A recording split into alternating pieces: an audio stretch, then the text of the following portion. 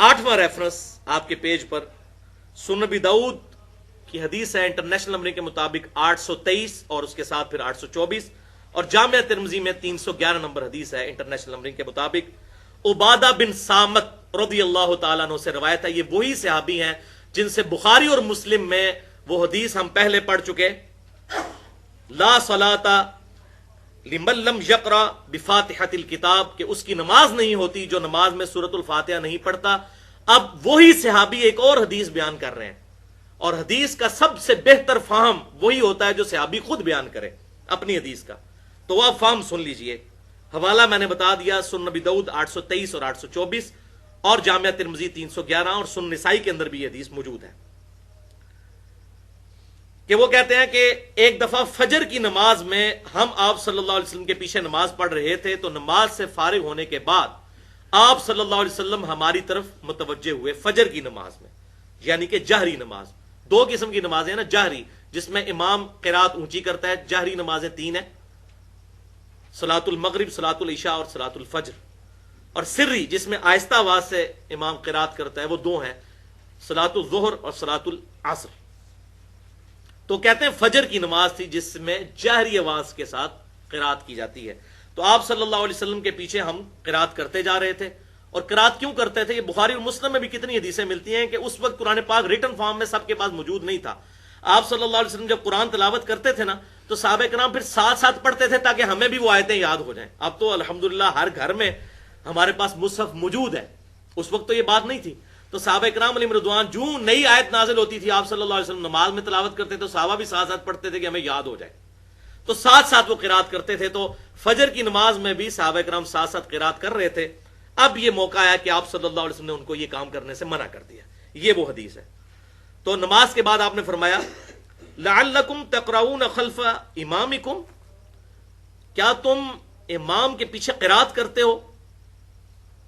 यानी आप सल्लल्लाहु अलैहि वसल्लम ने फरमाया कि मुझे लगा कि मुझसे कोई नमाज छीन रहा है, यानी मेरी तवज्जो बट रही थी, क्योंकि वो ऊंची आवाज से थोड़ी सी क़िरात कर रहे थे, तो ज़ाहिर है पढ़ने वाले को फिर मुगालता लग जाता है। तो फरमाया तुम अपने इमाम के पीछे क़िरात करते हो। कुलना नाम हादा या रसूल अल्लाह सल्लल्लाहु अलैहि वसल्लम, उन्होंने कहा हाँ ऐसा ही है अल्लाह के रसूल सल्लल्लाहु अलैहि वसल्लम, हम करते हैं। तो आप सल्लल्लाहु अलैहि वसल्लम ने फरमाया, क़ाला ला तफ़अलू इल्ला बिफ़ातिहतिल किताब, कि ये क़िरात इमाम के पीछे मत किया करो मगर सूरतुल फातिहा पढ़ा करो। क्यों, फ़इन्नहु ला सलाता लिमन लम यक़रा बिहा, क्योंकि बेशक उसकी नमाज ही नहीं होती जो नमाज में सूरतुल फातिहा नहीं पढ़ता।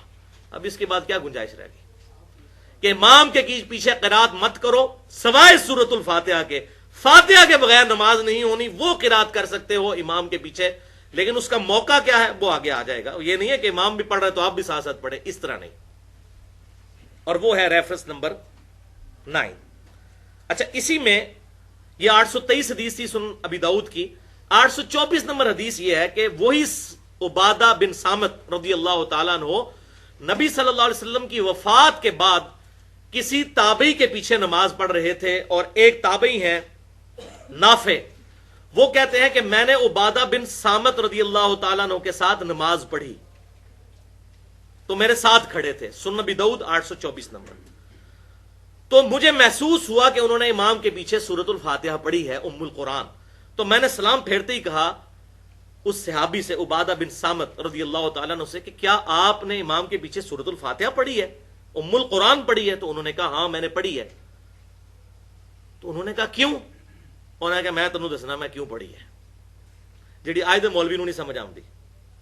उन्होंने कहा मैं बताता हूं क्यों मैंने पढ़ी। फिर उन्होंने 823 नंबर हदीस जो सुनन नबी दाऊद और जामिया तिरमिजी की 311, वो पूरा वाकया उन्होंने सुनाया ये हुजूर की वफात के बाद।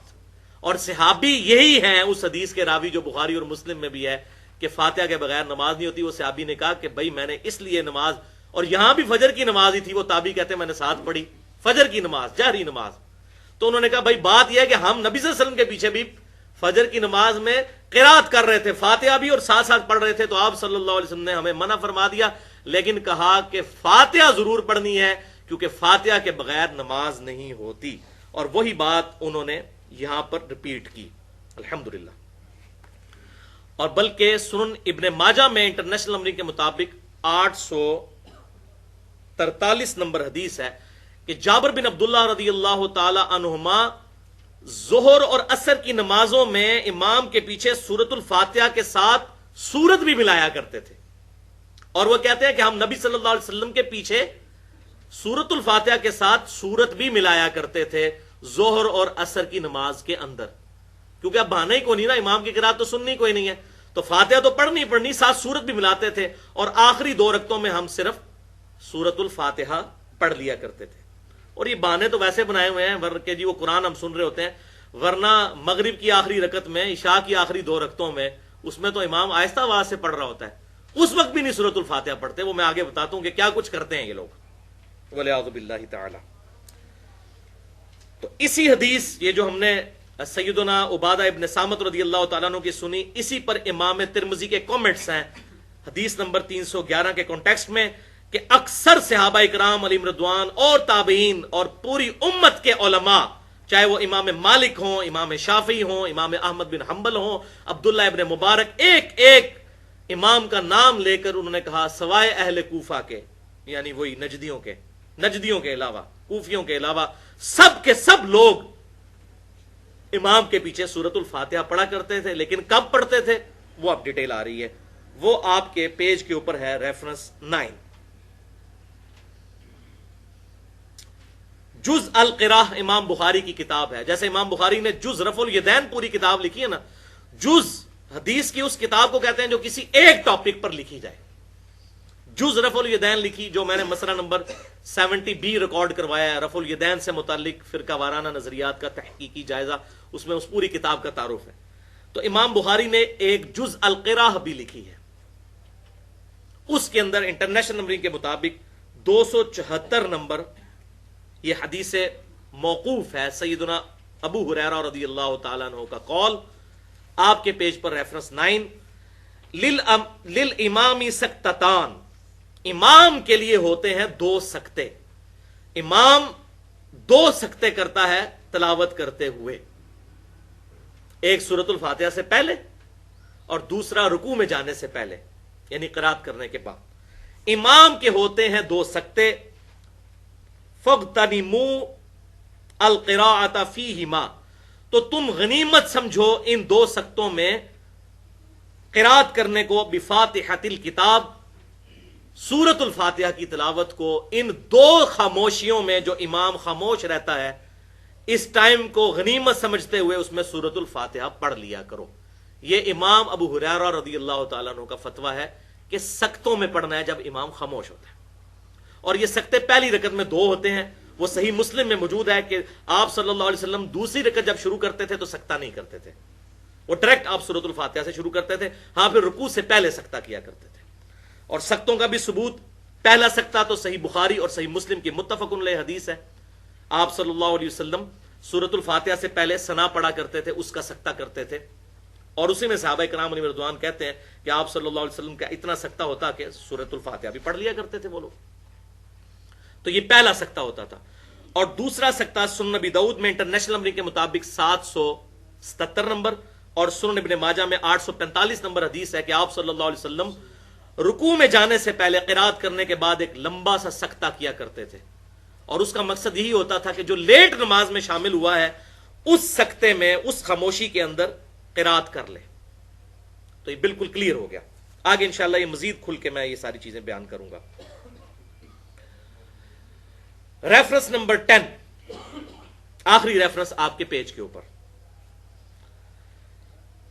یہ بھی سیدنا ابو ہریرہ رضی اللہ تعالیٰ عنہ کا قول ہے، جز القراء انٹرنیشنل نمبر کے مطابق 132 نمبر حدیث موقوف امام بخاری نے جز القراء کے اندر لی ہے کہ سیدنا ابو ہریرہ رضی اللہ تعالیٰ عنہ نے ارشاد فرمایا، لا یجزئک الا ان تدرک الامام قائما قبل ان یرکع، تیرے لیے جائز نہیں ہے کہ تو اپنی رکعت کو شمار کرے یہاں تک کہ تو امام کو رکوع سے پہلے قیام میں نہ پا لے۔ اب یہ دیکھ لیں کیا فتویٰ ہے، یہ کہتے ہیں جی رکوع میں رکعت مل جاتی ہے، امام ابو ہریرہ کا فتویٰ، یہ کوئی بعد کے اماموں کا نہیں ہو رہا جدھر لوگوں نے اپنی اپنی پارٹیوں کے امام بنائے ہوئے ہیں اور وہ جھگڑا کرتے ہیں، یہ امام ابو ہریرہ صحابی رسول رضی اللہ تعالیٰ عنہ کا فتویٰ کہ تیرے لیے وہ رکعت شمار کرنا جائز ہی نہیں ہے کہ جس رکعت میں تو امام کو رکوع سے پہلے قیام میں نہ پالے. اور اس سے اگلی روایت امام بخاری سیدنا ابو سعید خدری کی لے کر آئے انٹرنیشنل نمبرنگ کے مطابق جز القراء کے اندر 133 نمبر کہ ابو سعید خدری رضی اللہ تعالیٰ عنہ کہتے ہیں کہ تیرے لیے یہ جائز ہی نہیں کہ سورۃ الفاتحہ پڑھے بغیر تو رکوع میں شامل ہو. 133 نمبر روایت یہ ہے، یہ جائز ہی نہیں ہے، ورنہ وہ رکعت شمار نہیں ہوگی.